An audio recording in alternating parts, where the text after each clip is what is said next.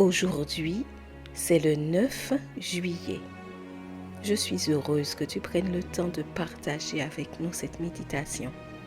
Je prie pour que l'Éternel te bénisse dans cette situation que tu traverses. Notre méditation s'intitule « Voulez-vous aussi partir ?» Nous lisons dans Jean chapitre 6 au verset 66. Dès lors, plusieurs de ses disciples se retirèrent en arrière et cessèrent d'aller avec lui. La popularité d'une personne a tendance à attirer plus de monde au fur et à mesure que sa renommée grandit, que ce soit pour ce qu'elle promet, ce qu'elle fait ou ce que son public reçoit. La personne populaire est généralement aimée de ses partisans. Cette popularité se perd lorsque le public se sent déçu ou utilisé à des fins égoïstes. C'est ce qui s'est passé avec une youtubeuse célèbre en 2019 qui a fait la promotion d'un type d'alimentation végane et dont on a fini par découvrir qu'elle ne la suivait pas elle-même. Alors qu'il réalisait des miracles et répondait aux besoins des gens, Jésus a gagné en popularité. Nombreux étaient les disciples qui le suivaient.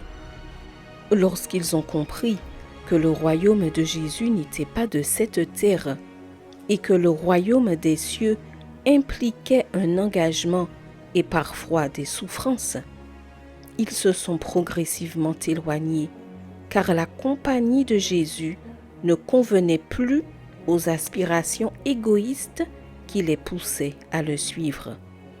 Lorsqu'il ne restait plus que les 12 apôtres, Jésus leur a posé la question « Voulez-vous partir, vous aussi ?» Celui qui sait tout, comme nous l'avons vu hier, n'a pas posé cette question pour connaître la réponse.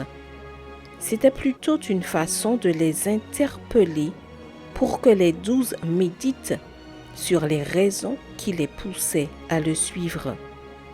Jésus n'avait déçu personne, mais sa cote de popularité commençait à baisser parce qu'il avait dit une vérité qu'il ne voulait pas entendre.